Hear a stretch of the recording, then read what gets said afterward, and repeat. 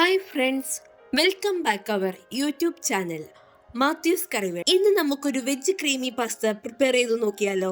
അതിനായിട്ട് ഞാനിവിടെ 100 ഗ്രാം പാസ്തയും ഒരു ബൗൾ സ്വീറ്റ് കോണുമാണ് എടുത്തിട്ടുള്ളത്. ഈ ഐറ്റംസ് നമുക്കൊന്ന് കുക്ക് ചെയ്തെടുക്കാം. അതിനായിട്ട് ഒരു പാനിലേക്ക് വെള്ളം ഒഴിച്ച് അത് തിളച്ചു വരുമ്പോൾ അതിലേക്ക് 1 ടീസ്പൂൺ ഓയിലും ആവശ്യത്തിനുള്ള ഉപ്പും ചേർത്ത് ഇളക്കിയതിന് ശേഷം പാസ്തയും സ്വീറ്റ് കോണും ഇതിലേക്ക് ഇട്ടുകൊടുത്ത് ഒന്ന് വേവുന്നത് വരെ വെയിറ്റ് ചെയ്യാം. ഇത് ഇടയ്ക്കിടയ്ക്ക് ഇളക്കി കൊടുക്കാം. ഏകദേശം 10 മിനിറ്റിന് ശേഷം ഇത് കുക്കായി വന്നിട്ടുണ്ട്. ഇനി നമുക്കിതൊന്ന് ഡ്രെയിൻ ഔട്ട് ചെയ്തെടുക്കാം. ഇനി നമുക്ക് പാസ്തയ്ക്ക് വേണ്ട വെജിറ്റബിൾസ് ഒന്ന് കുക്ക് ചെയ്തെടുക്കാം. അതിനായിട്ട് ഒരു മീഡിയം സൈസ് സവോള നീളത്തിൽ അരിഞ്ഞത്, ഒരു മീഡിയം സൈസ് ക്യാരറ്റ് നീളത്തിൽ കനം കുറച്ചരിഞ്ഞത്, 2 മഷ്റൂം നീളത്തിൽ അരിഞ്ഞത്, 1 ഇഞ്ച് നീളത്തിലുള്ള ഇഞ്ചി ചെറുതായി കട്ട് ചെയ്തത്, 2 അല്ലി വെളുത്തുള്ളി ചെറുതായി കട്ട് ചെയ്തത്. ഇനി നമുക്ക് ഈ വെജിറ്റബിൾസ് ഒന്ന് കുക്ക് ചെയ്തെടുക്കാം. ഒരു പാനിലേക്ക് എണ്ണ ഒഴിച്ച് അത് ചൂടായതിനു ശേഷം അതിലേക്ക് അരിഞ്ഞു വെച്ചിരിക്കുന്ന ഇഞ്ചിയും വെളുത്തുള്ളിയും ഇട്ട് ഒന്ന് മൂപ്പിച്ചെടുക്കാം. ഇത് മൂത്തു വരുമ്പോൾ അരിഞ്ഞു വെച്ചിരിക്കുന്ന സവോളയും ആവശ്യത്തിനുള്ള ഉപ്പും ചേർത്ത് ഒന്ന് വഴറ്റിയെടുക്കാം. സവോളയൊന്ന് വഴണ്ടു വരുമ്പോൾ അതിലേക്ക് അരിഞ്ഞു വെച്ചിരിക്കുന്ന ക്യാരറ്റും മഷ്റൂമും ഇട്ടുകൊടുത്ത് ഒന്ന് കുക്ക് ചെയ്തെടുക്കാം. ഇതെല്ലാം കുക്കായി വന്നതിന് ശേഷം നമുക്കിതിലേക്ക് 1/2 ടീസ്പൂൺ കുരുമുളക് പൊടി ഇട്ടുകൊടുത്ത് നന്നായി ഇളക്കി യോജിപ്പിച്ചെടുക്കാം.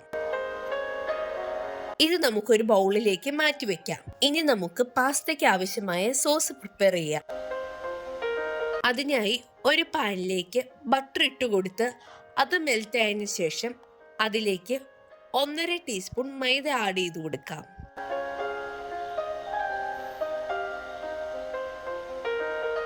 മൈദ ഒന്ന് റോസ്റ്റായി വരുമ്പോൾ നമുക്കതിലേക്ക് 1 കപ്പ് പാല് കുറേശ്ശെ ഒഴിച്ചു കൊടുത്ത് ഇളക്കി യോജിപ്പിച്ചെടുക്കാം.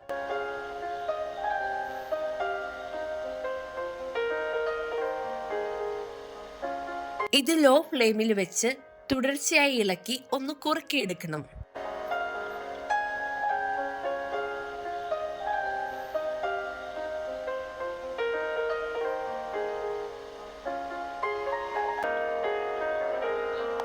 ഇതൊന്ന് കുറുകി വരുമ്പോൾ ഇതിലേക്ക് ആവശ്യത്തിനുള്ള ഉപ്പും 1/2 ടീസ്പൂൺ കുരുമുളക് പൊടിയും 1/2 ടീസ്പൂൺ ചില്ലി ഫ്ലേക്സും 1/4 ടീസ്പൂൺ ഒറിഗാനോയും ചേർത്ത് നമുക്ക് ഇളക്കി യോജിപ്പിച്ചെടുക്കാം. ഇനി ഇതിലേക്ക് കുറച്ച് മസാല ചീസും 1 പീസ് ചീസും നമുക്ക് ആഡ് ചെയ്ത് കൊടുക്കാം.